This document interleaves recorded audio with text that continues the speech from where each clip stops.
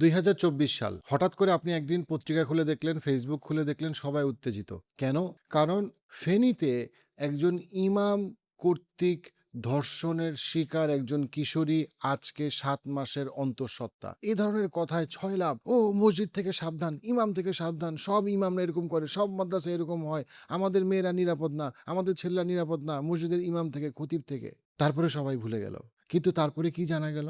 অভিযোগের ভিত্তিতে ওই ইমাম ফেনীতে নদীর পাড়ে একটা ছোট মসজিদে যে নামমাত্র বেতনে মসজিদের সমস্ত দায়িত্ব পালন করত, যে বন্যার সময় মানুষকে হেল্প করত, সেই মানুষটা কি হইল? সেই মানুষটা অকথ্য গালাগাল। যে আমাকে থুতু পর্যন্ত নিক্ষেপ করা হয়। মদখোর, জুয়াখোর এরা পর্যন্ত আমাকে অকথ্য ভাষায়, অসভ্য ভাষায় গালাগালি করে। ওই জায়গায় ফুটিয়ে ফেলার পর্যন্ত হুমকি দেওয়া হয়। আমি তখন কাঁদতে, কাঁদতে আমার মাথা পর্যন্ত ফাটিয়ে ফেলি। বিভিন্ন রকম কষ্ট, অর্থনৈতিক কষ্ট। আমার টিউশনি চলে যায়। মসজিদ, মাদ্রাসার যাবতীয় দায়িত্ব চলে যায়। আজ পর্যন্ত আমি বেকার। এবং সম্মানহানি, এর থেকে ভয়ঙ্কর সম্মানহানি তার হইল। তাকে জেলে হাজতে পাঠানো হইল। কারাগারে আমাকে ডান্ডা বেরি ফরানো হয়। আমার ফাঁয়ের ভিতরে আমার এখনো দাগ আছে এই ফাঁয়ে। হ্যান্ডকাপ বাঁধা থাকে। হ্যান্ডকাপ মোটা রশি পর্যন্ত বাঁধা থাকে। কোমরে পর্যন্ত রশি লাগানো হয়। গরু ছাগলের মতো অবস্থা করা হয়। পরে আমি আত্মহত্যা পর্যন্ত করার চেষ্টা করছিলাম। কিন্তু তার পরবর্তীতে যখন সে আইন আদালতের আশ্রয় নিল, আইনজীবীর আশ্রয় নিল, যখন সিআইডি ডিএনএ টেস্ট করলো, দেখা গেল সে নির্দোষ।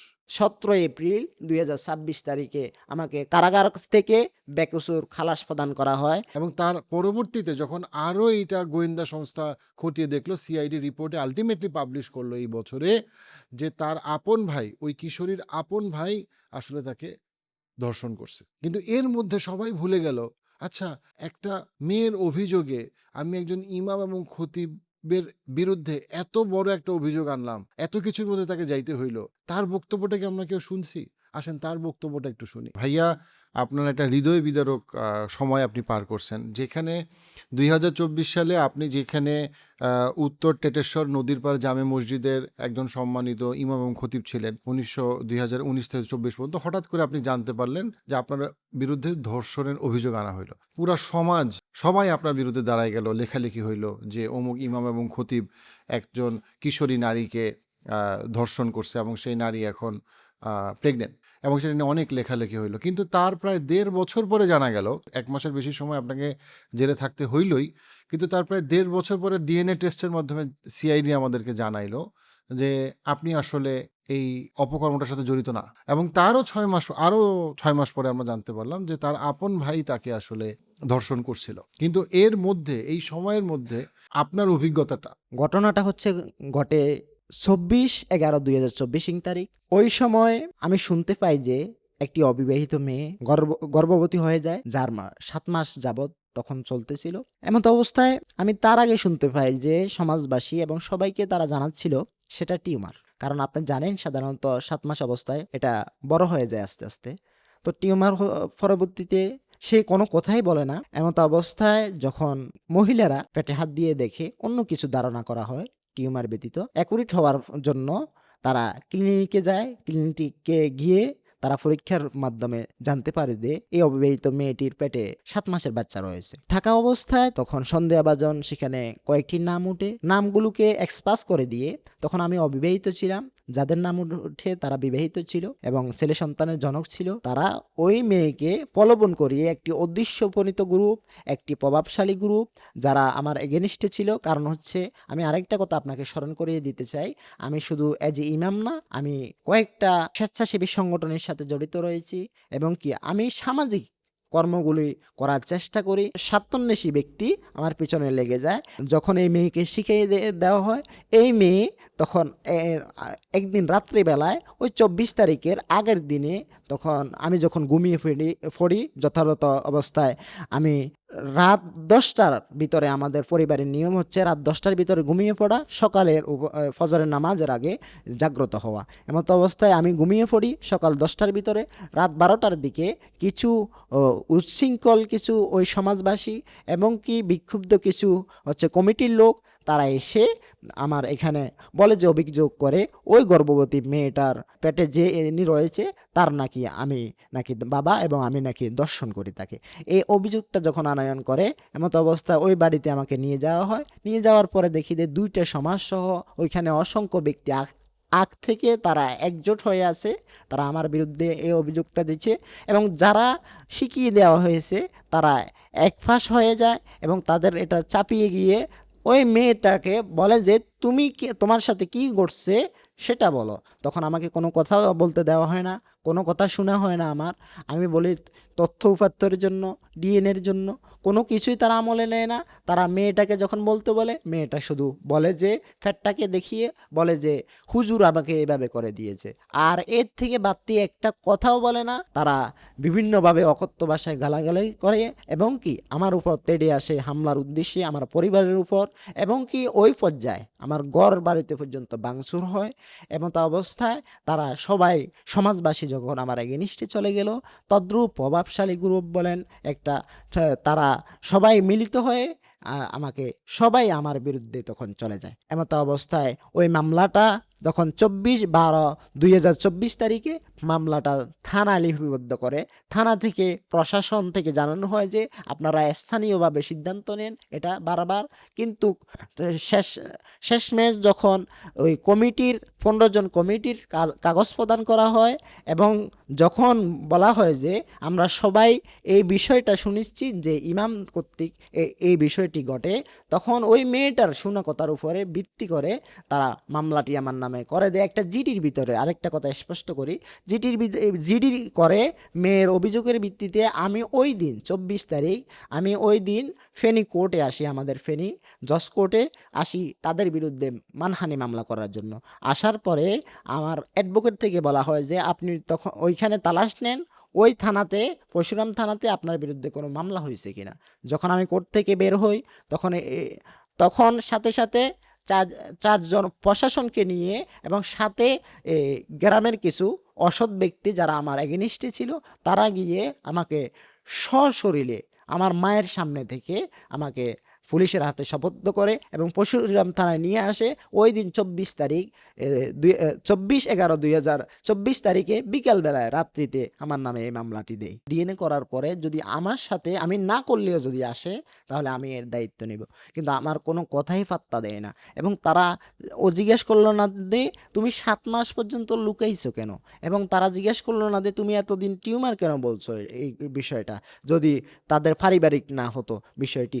এবং কি আরেকটি কথা হচ্ছে আপনার তারা অভিযোগ করে, এখানে অভিযোগপত্রে আপনি দেখতে পারবেন 8টা থেকে 8:30টার ভিতরে এই ঘটনাটা ঘটে। আমি জোরপূর্বক নাকি তার সাথে এভাবে অবৈধ সম্পর্ক করি, অথচ এই মসজিদটা একটা রাস্তার উপরে, একেবারে মসজিদ এবং মক্তব দুটো উভয় পাশাপাশি লাগানো, যেখানে মানুষ প্রতিনিয়ত অহরহ হাঁটাচলা করে। কোনোভাবেই সম্ভব নয় এটা করা।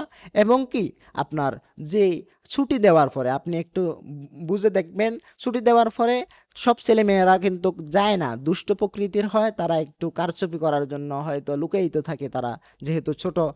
এমত অবস্থায় ওই ছেলে মেয়েদের থেকে পর্যন্ত তথ্য নিতে বলি আমি কাউকে আটকিয়ে রাখি কিনা ছুটি দেওয়ার পরে, বা কারোর সাথে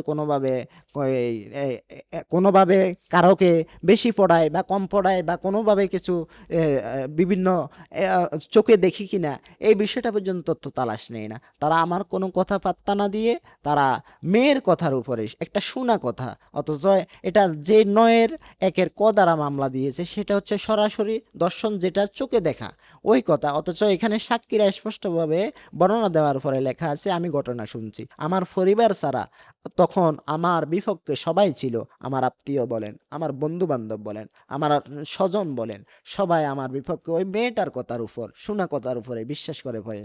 অথচ আবেগপ্রবণ জাতি, আমি এটা জাতির কাছে প্রশ্ন রাখবো, যতক্ষণ পর্যন্ত আপনার চোখে দেখলেন না, দেখে কেন শোনা কথার উপর বিশ্বাস করলেন? অথচ মা বোন আমারও আছে, যারা অপরাধ করতেছে তার শাস্তি হোক। আমার নিম্ন মধ্যবিত্ত পরিবার থেকে আমি উঠে আসা, এজন্য পড়াশোনার খরচ চালানোর জন্য আমি 2019 সালে আমি আলিম পরীক্ষা দিয়েছি। আলিম পরীক্ষা দেওয়ার পরে এই মসজিদে আমি জয়েন করি যাবতীয় দায়িত্ব নিয়ে, জুমার দায়িত্ব বলেন, পাঞ্জেগানার দায়িত্ব, মুক্তবের দায়িত্ব, সমস্ত দায়িত্ব নিয়ে। নভেম্বরের 24 তারিখে আপনি আপনাকে জেলে প্রেরণ করা হয় এবং আপনি ১ মাস ২ দিন ছিলেন। সেই সময় থেকে ডিএনএ রিপোর্ট আসার আগ পর্যন্ত এই লম্বা সময় আপনার উপরে যেই কঠিন সময়টা আসে, আপনি যদি একটু স্পেসিফিক্যালি ওই কঠিন সময়টার ব্যাপারটা যদি জি, একটু বলেন? জি ধন্যবাদ। ওই সময় যেহেতু অভিযোগ উঠছে, ওই ভিত্তিতে আমাকে সমস্ত রকমভাবে চেষ্টা করা হয়। প্রশাসনের দিক থেকে বলেন, সামাজিক চাপ প্রয়োগ করে বলেন। আমাকে ইভেন আরেকটা কথা আমি উল্লেখ করি, আমাকে স্ট্যাম্প পর্যন্ত নিয়ে আসা হয় আমি বিয়ে যেন করি। আমাকে বিয়ের জন্য জোরপূর্বক চাপ দেওয়া হয় এবং আমাকে ওই জায়গায় ফুটিয়ে ফেলার পর্যন্ত হুমকি দেওয়া হয়। আমাকে থাকতে দেয় না। আমি শেষ পর্যন্ত বাধ্য হয়ে ফুফুর বাসায় পর্যন্ত চলে যেতে হয়েছে। অথচ এই বিষয়ে আ তারা বলতেছে, আমি যদি ঘটনা না ঘটাই তাহলে ফালাই গেলাম কেন? এই বিষয়টা তারা বলে। অথচ ঐখান থেকে যখন আমার গ্রেপ্তার করা হয় ২৪ তারিখ, ২৪/১১/২০২৪ তারিখে গ্রেপ্তার হওয়ার পরে আমাকে যখন থানাতে প্রেরণ করা হয়, যিনি ওসি ছিলেন নুরুল হাকিম স্যার, উনি সহ আমাকে সর্বাত্মকভাবে চেষ্টা করা হয় আমি যেন স্বীকারোক্তি প্রদান করার জন্য। অথচ আমি সৎ ছিলাম, দৃঢ়তা ছিলাম। এজন্য আমি ভাবছি যে আমার হয়তো নবী ইউসুফ আলাইহিস সালামের মতো পরীক্ষা হইতেছে হয়তো সামান্য ব্যক্তি হিসাবে আল্লাহর চোখে হয়তো ভালো লেগেছে। এজন্য আমি সর্বাত্মকভাবে দৃঢ়তার সাথে আমি বলি যে এর সাথে আমি কোনোভাবে সম্পৃক্ত নয়। আমি জানিই না বিষয়টা। অতঃপর আমাকে পরদিন কোর্টে প্রেরণ করা হয়। কোর্টে প্রেরণ করা হলে কোর্ট থেকে আমাকে বারবার চাপ দেওয়া হয়। ওইখানে যারা বলেন একেবারে দ এ যারা নেশাগ্রস্ত তারা পর্যন্ত আমাকে ঘৃণা করতে থাকে। আরেকটি বিষয় আপনাকে কালেক্ট করি। আমার টুপি ছিল, আমার দাড়ি ছিল মুখে, আমার পাঞ্জাবি জুব্বা ছিল। এই বিষয়টা নিয়ে এমনভাবে নেগেটিভলি চড়ানো হয় যে, এই বিষয়টাকে এমনভাবে ফোকাস করা হয় যে, আপনি যে বললেন পত্র-পত্রিকা বা সর্ব অবস্থায় এটা অনেকটা হাইলাইটস করা হয়। অথচ এই ঘটনাটার যদি একজন অশিক্ষিত, একজন শার্ট প্যান্টধারী ব্যক্তি যদি ঘটনাটা ঘটায়, তাহলে এটাকে নরমালাইজড হয়ে যাবে ভেবে এটাকে ধামাচাপার জন্য বলে। সেইম ঘটনাটা আমার যে সম্পত্তি এটা বাইরে আপনারা দেখতেছেন, সবাই দেখতেছেন। এই ঘটনাটাও আমি আগ থেকে বিভিন্ন জায়গায় যোগাযোগ করি। কিন্তু তারা এটা বলছে যে ভাই-বোনের ব্যাপার। এটা নরমালাইজড করা যাবে না, পাবলিশ করা যাবে না। পরবর্তীতে আমি কৌশলে সবার মাধ্যমে প্রচার করার মাধ্যমে যখন ছড়িয়ে যায় সর্বত্র, যখন সোশ্যাল মিডিয়ার মাধ্যমে, তখন বাধ্য হয়ে স্থানীয়গুলো কালেক্ট করে। স্থানীয়গুলো কালেক্ট করার পরে এটা এখন জাতীয় পর্যায়ে আপনারা সবাই স্বচক্ষে দেখতেছেন। যে বেশি আমাকে নির্যাতন এই জায়গায় দেওয়া হয়েছে, আমাকে থুতু পর্যন্ত নিক্ষেপ করা হয়। অথচ ওরা নিম্ন শ্রেণীর, ওরা ছিল একেবারে আপনার মদখোর, জুয়াখোর, এরা পর্যন্ত আমাকে অকথ্য ভাষায়, অসভ্য ভাষায় গালাগালি করে এবং কি শেষ পর্যন্ত কারাগার নরকে পরিণত হয় আমার জন্য। আজকে বলে, "আপনি এত কনফিডেন্টের সাথে কথা বলতেছেন কেন?" আমি তখন কাঁদতে, কাঁদতে আমার মাথা পর্যন্ত ফাটিয়ে ফেলি। এমতো পরিস্থিতি হয় যে আমি শেষমেশ এত কিছু করার পরেও কাউকে বিশ্বাস করাতে পারি নাই। কিন্তু আল্লাহ রাসূল সাল্লাল্লাহু আলাইহি ওয়াসাল্লাম যেদিন আবু বকরকে বলছিল গায়রে সুর পর্বতে, বলছিল যে, "আবু বকর, আমাদের সাথে কেউ না থাকলেও স্বয়ং আল্লাহ রয়েছেন।" ওইজন্য আমি এই কথার উপর বিশ্বাস রয়েছি, ইন্নাল্লাহা মা'ানা। আল্লাহ পাক আমাদের সাথে রয়েছেন, আমার সাথে রয়েছেন। আর কেউ লাগবে না। এই বিষয়ের পরে আমি আত্মহত্যা পর্যন্ত করার চেষ্টা করছিলাম। কিন্তু আমার এই বুঝটা যখন আসে, তখন বুঝলাম যে আত্মহত্যা যদি আমি করতাম, তাহলে এই জাতি যেটা বিশ্বাস করেছে শোনা কথার উপরে, এই জাতি মনে করত যে আমি এই ঘটনাটা ঘটিয়েছি, এইজন্য হয়তো আমি আত্মহত্যা করেছি। অথচ ক্লিয়ার হওয়ার জন্য আমি সর্বাত্মকভাবে ধৈর্য পরীক্ষা দিই। হযরত জাকারিয়া আলাইহিস সালামকে যেভাবে করাতে চ চালানোর পরে বলেন বলে যে, "তুমি ওহু করো না।" তদ্রূপ পর্যন্ত তাদের সাথে তুলনা দেওয়া ঠিক নয়। তবুও ওই তাদের সেই হুকুমটা আমি বাস্তবায়ন করার চেষ্টা করি। তারপরে আমার কারাগারে আমাকে ডান্ডা বেড়ি ফোরানো হয়। আমার পায়ের ভিতরে আমার এখনো দাগ আছে এই পায়ে। এমন পরিস্থিতিতে আমার হাতে রশি বাঁধা থাকে, হ্যান্ডকাপ বাঁধা থাকে। মোটা রশি পর্যন্ত বাঁধা থাকে। কোমরে পর্যন্ত রশি লাগানো হয়। একেবারে আমাকে গরু ছাগলের মতো অবস্থা করা হয়। রাখে আমাকে টেনহাসা করার পরে ১০ থেকে ১২ জন মিলে যারা আপনার কারাদণ্ডপ্রাপ্ত, তারা আমি যখন মাথা আমার বিকৃত হয় উপক্রম, যখন আমি বাড়িতে যাব বলে আত্মচিৎকার করছিলাম, এমত অবস্থায় মাথা ফাটিয়ে দেওয়ার পরে তারা আমাকে মারধর করে। আজ পর্যন্ত ব্যথার জন্য আমি বিশ্বাস করেন এদিক থেকে ওদিক পর্যন্ত লড়তে পারি না ব্যথার জন্য, ঘুমাতে পারি না। রাতের বেলায় কান্না করে, এখন দিনে আপনার দৃঢ়তা দেখতেছেন। এমতা পরিস্থিতি, আমার ভিতরটা যেন জ্বল হয়ে গেছে। এই ভিতরটা যেন এমন অবস্থা হয়েছে, এবং কি আমার এই ফেইন করে আপনার একটু যদি কথা বলি, একটু যদি তার স্মরণ শক্তি আমার অনেকটা চলে গেছে। আমি আমার অনেকটা স্মরণশক্তি, এমন মেমোরি লস্ট হয়েছে যে আপনার যদি কোনো একটা কিছু কাজ বা কোনো কিছু আমি ফেলে রেখে আসি, মানে একেবারে অবস্থা হয়ে গেছে যে আমার কিছুই মনে থাকে না। সাধারণ মনে থাকলে হয়তো আগে যেটা 50% মনে থাকতো, সেটা এখন 10% মনে থাকে, এমন পরিস্থিতি। তাহলে এই পর্যায়ে আমি ধৈর্য ধরেছি, শেষমেশ আদালতে আমি আবেদন করি যে যেহেতু এটা মর্মান্তিক একটা বিষয়, সেজন্য আমি চ্যালেঞ্জ করি, আদালতের মুখাপেক্ষি হই। আদালতে সে আমাকে চিকিৎসার জন্য কুমিল্লা কারাগারে প্রেরণ করা হয়। কুমিল্লা কারাগারে, সেখানে আমি কুমিল্লা মেডিকেল কলেজ হাসপাতালে 3 দিন পর্যন্ত ভর্তি ছিলাম, এবং 3 দিন পর্যন্ত ভর্তি থাকার পরে 18/12/2024 তারিখে আমার কোর্ট ডেট ছিল ফেনী জজ কোর্টে। তখন ওই ডেটের দিন আমাকে আবার কুমিল্লা থেকে ট্রান্সফার করে ফেনীতে প্রেরণ করা হয়।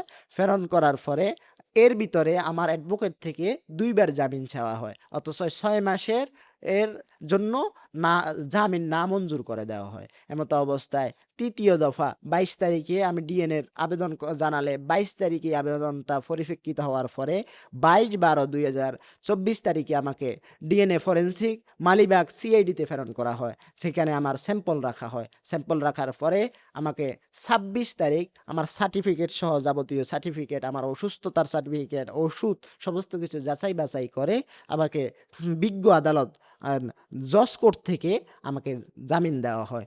তো এই যে আপনার জেলখানা থেকে যখন আপনি বেরো হইলেন, জেলখানায় তো ডেফিনিটলি আপনার কষ্টের সময় ছিল, এটা বলার অপেক্ষা রাখে না।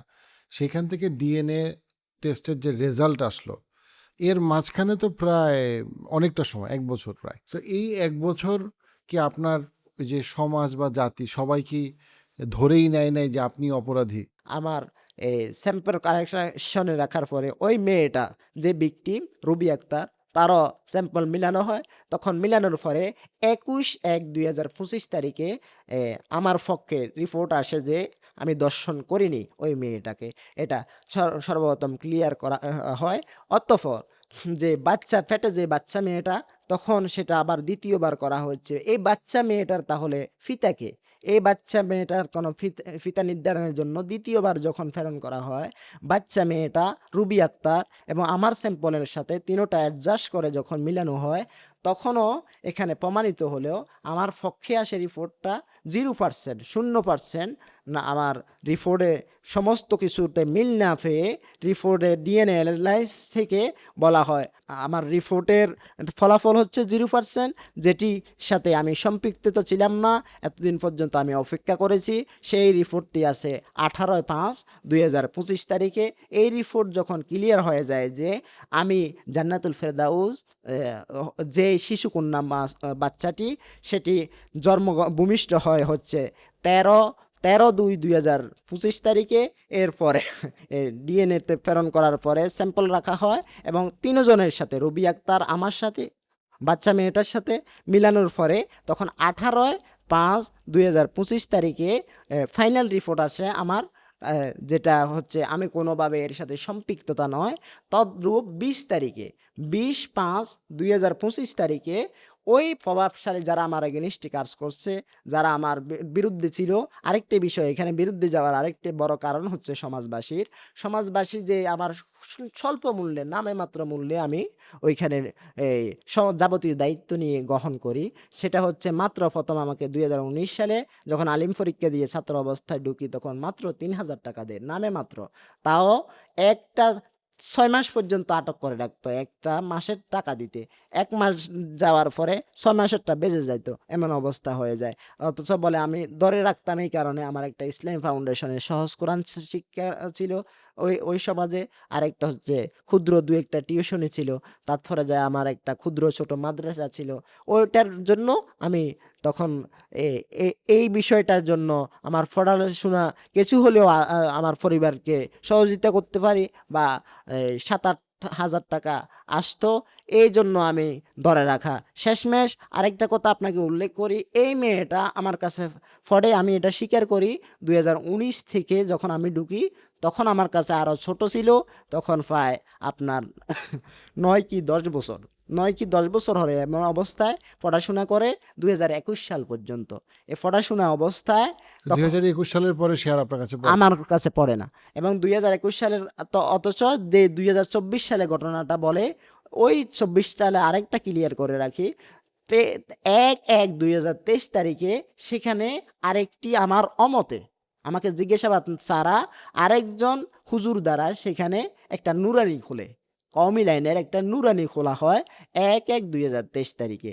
এই নুরানিটা 2024 পর্যন্ত আমার ঘটনা পর্যন্ত বহাল ছিল, এবং সেখানে বাচ্চা পোলাপায় ছাত্রছাত্রীদেরকে পড়াশোনা করার জন্য মুক্তবের ছাত্রদেরকে, শিক্ষার্থীদেরকে প্রেরণ করা হতো না।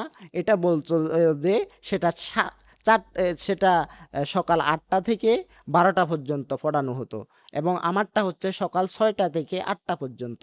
সেই জন্য বলে যে সকাল 8টা থেকে 6টা থেকে 8টা পর্যন্ত যদি মুক্তবে দিই তাহলে নুরানি পড়তে পারবে না, সকালে উঠবে না এত সকালে। এটা বলে আমার মুক্তবটা একেবারে বন্ধ হয়ে যায়।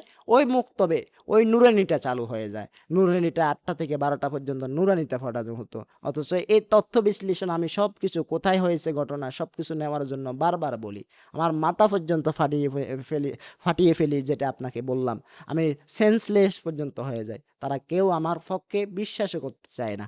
মেয়ের ভাইয়ের নাম কিভাবে আসলো। 18 তারিখ যখন আমার পক্ষে ফাইনাল রিপোর্ট হয়, ডিএনএ অ্যানালাইস যখন আমার পক্ষে রিপোর্ট করে, তখন 20 তারিখ 20/5/2024 তারিখে তখন থানা থেকে স্থানীয় লোকজন যারা আমার বিরুদ্ধে মামলা করে এবং প্রভাবশালী ছিল তাদেরকে সহ ওই মেয়ের পরিবার 161 জিজ্ঞাসাবাদ করা হয় 22 দ্বারায়, যেটা জিজ্ঞাসাবাদ সবচেয়ে গুরুত্বপূর্ণ জিজ্ঞাসাবাদ। সেটা জিজ্ঞাসাবাদ করার পরে এক পর্যায়ে মেয়েটি স্বীকার করে যে তার আপন ভাই মোরশেদ তাকে বারবার ফালাক্রমে শারীরিকভাবে সম্পর্ক গড়ে তোলে, এবং এখানে আপনার স্পষ্টভাবে পুলিশ কর্তৃক এখানে জবানবন্দি 164 দ্বারা নেওয়া আছে মোরশেদ থেকে। সেটা হচ্ছে ওই দিন বিকেল বেলায়, ওই দিন 20শে মে 2025 তারিখে যখন মেয়ে থেকে স্বীকার করা হয় তার ভাইয়ের নাম, তখন বিকেল বেলায় খণ্ডল ব্রিকফিল্ড সেখানে ও শ্রমিক ছিল, শ্রমিকের কাজ করত, তখন তাকে গ্রেপ্তার করে। গ্রেপ্তার করার পরে তাকে প্রাথমিকভাবে যখন থানায় নিয়ে জিজ্ঞাসাবাদ করে, প্রাথমিকভাবে সেই স্বীকারোক্তি প্রদান করে এই বিষয়ের সাথে সে জড়িত। এই বিষয়টি দামাচাপার জন্য কাউকে পুট আপ করে না, শুনায় না কাউকে। যখন এটা ফরাসি মহিলারা যখন নিয়ে আসার পরে এখানে কয়েকজনের ইন্ধনের কারণে কয়েকজন মহিলার ইন্ধন আমার এগেনিস্টে কাজ করে, তারা কাজ করার পরে সুকর্মভাবে তারা শিখিয়ে দেয় যে ইমাম আমি তখন অবিবাহিত ছিলাম, এবং আরও কয়েকজন সন্দেহর লিস্টে কয়েকজন ছিল।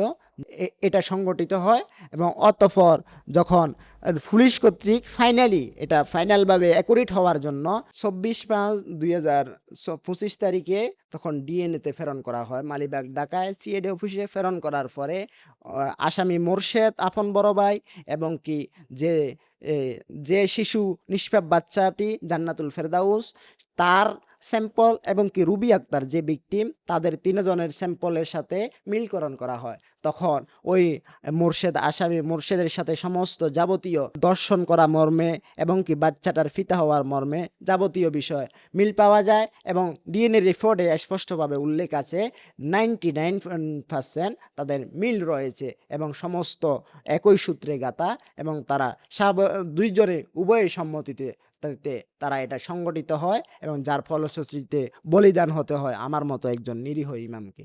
দর্শন যদি একটা হয়, এটা যদি সুনির্দিষ্ট বিচার না হয় তাহলে এটা বেড়ে যায় সমাজের জন্য ব্যাধি হিসাবে। শুধু দর্শন না, যে কোনো অপরাধ যদি ছাড় দেওয়া হয়, আমরা দোষীদেরকে ছাড় দেওয়ার পরে বিনা অপরাধীরা ফেঁসে যাচ্ছে।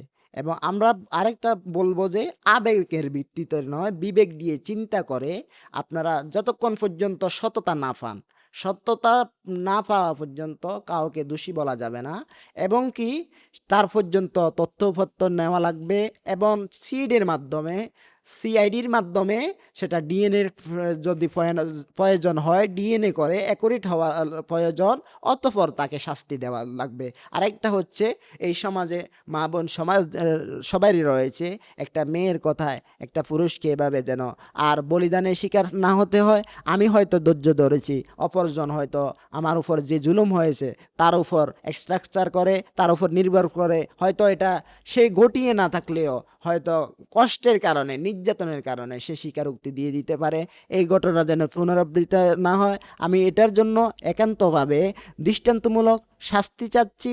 এবং কি আমার যে ক্ষতিপূরণ আপনার উকিল বলেন, কোর্ট বলেন, আমার যে আনুষঙ্গিক সমস্ত কিছু যখন আমার বিপক্ষে ছিল সবাই, তখন সবাই আরও হ্যারাসমেন্ট আমাকে বেশি করে। এমতো অবস্থায় আমার ইসলামী ফাউন্ডেশনের যে চাকরিটা ছিল সেটা পর্যন্ত চলে যায়, আমার টিউশনি চলে যায়, মসজিদ মাদ্রাসার যাবতীয় দায়িত্ব চলে যায়। আজ পর্যন্ত আমি বেকার, আপনাকে বলে রাখি, আজ পর্যন্ত বেকার। আজ পর্যন্ত কেউ বিশ্বাস করতে চায় না আমাকে। ওই অঞ্চলে আজ পর্যন্ত এটা বিশ্বাস করতে পারে না। তারা ডিএনএকে মনে করে রক্ত পরীক্ষা, এবং রক্ত পরীক্ষার ভিতরে নাকি তাদের ভাই বোনের মিল পাওয়া যায় এটা মনে করে। আরেকটা বিষয় মনে করে ডিএনএটা নাকি বিকৃত হয়, এটা মনে করে যে আমি টাকা দিয়ে কিনে নিয়ে আসছি, অথচ আমি নিম্নবিত্ত পরিবারের সন্তান, আমার কয় টাকা আছে। আল্লাহ পাক মহান রাব্বুল আলামিন আমার সাথে ছিলেন, এই জন্য হয়তো ঘটনাটা আজকে সত্যতা হয়তো বের হয়েছে। আমি সর্বোচ্চ চাপে ছিলাম, এজন্য আমাকে ১.৫ বছরের উপরে কোনো ডকুমেন্ট আমার হাতে আসে নাই। নভেম্বরে আমি সমস্ত ডকুমেন্ট কালেক্ট করি, এবং সম্প্রতি আরেকটা প্রশ্ন থেকে যায় ২ বছর পরে কেন এই সম্প্রতি ঘটনাটা আসলো আলোচনায়। কারণ হচ্ছে আমার গত ১৭ এপ্রিল ৩১ আগস্ট ২০২৫ তারিখে আমাকে পুলিশ থেকে অব্যাহতি প্রদান করে আসামি মোরশেদকে কারাগারে প্রেরণ করার মাধ্যমে কারাগারের কর্তৃক বিজ্ঞ আদালতে তার বিচারের প্রক্রিয়াধীনের জন্য আবেদন করা হয়, এবং কি সে কারাগারে আজ পর্যন্ত গত ২০ মে থেকে এই ২০ মে ২০২৬ পর্যন্ত সে ১ বছর হয়ে যাচ্ছে কারাগারে আবদ্ধ রয়েছে। এবং কি আমার সাথে সাথে গত মাসের ১৭ এপ্রিল ২০২৬ তারিখে আমাকে কারাগার থেকে বেকসুর খালাস প্রদান করা হয়। এবং আমি চাইবো যে এই ঘটনা হয়তো আমার জন্য মর্মান্তিক হিসাবে ঘটছে, এই ঘটনার সমস্ত যাবতীয় ডকুমেন্ট যেহেতু আমার বিরুদ্ধে সবাই ছিল, এটার ভয় থাকার কারণে আমার যাবতীয় ডকুমেন্ট নেওয়ার পরে যখন এই মামলাটা খারিজ হয়ে যায়, অতঃপর আমি এটাকে সামনে নিয়ে আসি, এবং কি এটা আপনাদেরকে জানানোর জন্য। ওই বাচ্চা মেয়েটা আজকে গত ফেব্রুয়ারি থেকে এই ফেব্রুয়ারি চলে গেছে, এপ্রিলও চলে গেছে, ১ বছর ২ মাস হয়ে গেছে, তাকে দত্তক পর্যন্ত দিতেছে না, তাকে এমন পর্যায়ে নিয়ে গেছে। সে পর্যন্ত আমরা চাইব এই দেশ এবং জাতির ভিতরে আমাদের পুনরাবৃত্তি না ঘটে, এবং এর জন্য একটা সুস্থ দৃষ্টান্ত শাস্তি দেওয়া হয়। একটা যদি দেওয়া হয় তাহলে আর বাকি ১০০টা দমন হয়ে যাবে। এই জন্য আমি বিজ্ঞ রাষ্ট্রের কাছে এবং সমাজের কাছে, সবার কাছে এটার প্রশ্ন রাখবো যে আপনারা কখনো দোষী হওয়ার আগে, এবং আলেম সমাজ নিয়ে বিশেষ করে আলেম দেখলে আপনারা কখনো অ্যাগ্রেসিভ হয়ে আলেমদের বিরুদ্ধে প্রোপাগান্ডা ছড়াবেন না। বিষয়টা আগে সত্যতা ফুটে উঠলে, অবশ্যই আমাদের ভিতরেও কিছুটা দুষ্কৃত রয়েছে, তাই বলে সবাই দোষী না। যেমন দানের ভিতরে ভুসি রয়েছে, বুশের ভিতরে দানও রয়েছে। তদ্রূপ আমি বলবো এই ঘটনার যেন পুনরাবৃত্তি না হয়, এবং কি এই ঘটনা আমাদের জন্য শিক্ষণীয় হয়ে থাকবে, হয়ে থাকবে, এবং এই ঘটনা থেকে আমরা শিক্ষা নিয়ে আমরা যেন সততা এবং একনিষ্ঠতার সাথে থেকে কাজ করে যেতে পারি। এজন্য সবাই দোয়া রাখবেন। জি, আসসালামু আলাইকুম ওয়া রাহমাতুল্লাহ। বাংলাদেশের আপনি প্রত্যন্ত অঞ্চলে যান, প্রত্যেকটা গ্রামে আপনি পাবেন, বিভিন্ন জায়গায় আপনি পাবেন যে একটা এতিম শিশু একটা মাদ্রাসায় ভর্তি হয়, তার কোনো টাকা পয়সা নাই, এবং সে স্বপ্ন দেখে, তার টাকা নাই, সে স্বপ্ন দেখে সে আরেকটা এতিমখানা বানাবে, আরেকটা মাদ্রাসা বানাবে, কারণ সে জান্নাতে যেতে চায়, সে আল্লাহকে ভয় করে। তার টাকা নাই, সে নিজে এতিম, কিন্তু সে এতিমখানা বানায়, এবং এই স্বপ্ন সে লালন করে। এবং এরকমভাবে অনেক এতিমখানা, অনেক লিল্লাবোর্ড তৈরি হয়েছে। গভর্নমেন্ট তাদেরকে সাপোর্ট করে নাই, আমরা তাদেরকে সাপোর্ট করি নাই, কিন্তু এখানে শত লক্ষ ছেলে মেয়ে পড়ে। আমাদের দেশ একটা গরিব দেশ, এখানে এই যে লিল্লা বোর্ডগুলা এত বছর ধরে যে ফাংশন করতেছে, তাদেরকে কেউ কোনো সাপোর্ট করে নাই। তাদের কাছে কোনো টাকা আপনি পাঠাই না আসলে তেমন প্রয়োজনের তুলনায়। তারা কেমন আছে, তাদের পায়জামা আছে কিনা, পাঞ্জাবি আছে কিনা কেউ জানতে চায় না। তাদের ঈদ কেমন কাটে কেউ জানে না। এরা ছিন্নমূল শিশু, এরা এখানে পড়তেছে। ইভেন কোভিডের সময় যখন Bangla medium, English medium school বন্ধ, তখনও মাদ্রাসাগুলোর মাধ্যমে কিন্তু তাদের শিক্ষা চালু ছিল। আমি কখনোই বলতেছি না যে আমাদের মাদ্রাসার শিক্ষার্থী অথবা শিক্ষকদের মধ্যে কোনো অপরাধী নাই। আমি এটার ব্যাপারে সচেতন যে হ্যাঁ, কোনো একটা মাদ্রাসায় কোনো একজন শিক্ষক শিশু নির্যাতন করতে পারে, নারী নির্যাতন করতে পারে, কোনো একটা রেপের ঘটনা ঘটতে পারে, কোনো একটা দুর্নীতিবাজ মাদ্রাসা শিক্ষক থাকতে পারে এবং তার শাস্তি হওয়া উচিত। কিন্তু আমাদের শহরের মানুষগুলো আমরা খুব হিপোক্রিট। আমরা শুধুমাত্র মাদ্রাসার কথা তখনই শুনি যখন কোনো শিশু বলাৎকার হয়, অ্যাজ ইফ এর বাইরে মাদ্রাসা সারা বছর কোনো কিছু করে নাই, অ্যাজ ইফ মাদ্রাসার হুজুররা খালি ওই কোরবানির গরুর চামড়ার সাথে সম্পর্কিত। কিন্তু আমরা তো কখনো মাদ্রাসায় গিয়ে দেখি নাই যে তা কত কত লক্ষ লক্ষ শিক্ষক এবং শিক্ষার্থী সেখানে পড়াশোনা করতেছে, যেখানে গভর্নমেন্ট কোনো সাপোর্ট দেয় নাই, কোনো এডুকেশন রিসার্চ ইনস্টিটিউট তাদেরকে গিয়ে হাত বাড়ায় দেয় না, কিন্তু তারা কিন্তু চলতেছে। তারা মানুষের স্বার্থে, মানুষের সেবায় তারা কাজ করে যাচ্ছে। এটা সময় যখন আমরা চিন্তা করি ইমাম এবং খতিবদের আমাদের সমাজে সম্মান, আমরা 90% মুসলমান, কিন্তু আমাদের ইমাম এবং খতিবদের সম্মান এবং সম্মানী নিয়ে আলোচনা করতে গেলেই শিক্ষিত সমাজ পিছপা হয়ে যায়। কিন্তু ওই শিক্ষিত সমাজে যদি ফেসবুকে কোনো একবার দেখে যে কোনো একটা মাদ্রাসায় কোনো একটা শিশু বলাৎকার হয়েছে, তখন সে লেকচার দেওয়া শুরু করে যে মাদ্রাসা কেমন হওয়া উচিত, মাদ্রাসা বোর্ড কেমন হওয়া উচিত, মাদ্রাসার ইমামের কি করা উচিত। কিন্তু তুমি আসলে তাদেরকে সাপোর্ট করার জন্য তুমি কি করছো? আমরা তো এই শহরের সমস্ত প্রিভিলেজড, কারণ ওই গ্রাম থেকে আমাদের নিম্নবিত্ত কৃষকরা যা কিছু আয় উপার্জন কষ্ট করে তার বেনিফিট শহর পায়। শহর হচ্ছে গিয়ে সব বেনিফিটগুলো নেয় গ্রাম থেকে, কিন্তু সে গ্রামকে তিরস্কার করতে ছাড়ে না। কিন্তু গ্রামের রাস্তা মেরামতের জন্য বা গ্রামের কোনো স্কুল মেরামতের জন্য তার উদ্যোগের প্রশ্ন করলে তখন সেই প্রশ্নটাকে এড়ায় যায়। সো আমাদের শহরে মানুষকে এই হিপোক্রেসি থেকে বের হয়ে আসতে হবে। এই ২০ কোটি মানুষের দেশে অনেক মানুষ স্যাক্রিফাইস করে, কষ্ট করে, দেশপ্রেমের সাথে, ইসলাম প্রেমের সাথে কিন্তু সমাজে খেদমত করে যাচ্ছে। এটা ইম্পর্টেন্ট যে আমরা মোটা দাগে মাদ্রাসা এবং মাদ্রাসার শিক্ষকদেরকে আমরা যেন কোনো কালিমা না লাগাই। কারণ দিনের শেষে এই যে গ্রামে গঞ্জে নামাজ হইতেছে, আজান হইতেছে, এটা কিন্তু এরাই এত বছর বছর ধরে চালু করতেছে এবং আপনি এদেরকে কোনো সাপোর্টই আসলে করি নাই। এবং এরা যেই বেতনে যেই কাজ করে, এই কাজ আমি বা আমার ছেলে কখনো করতে যাচ্ছি না।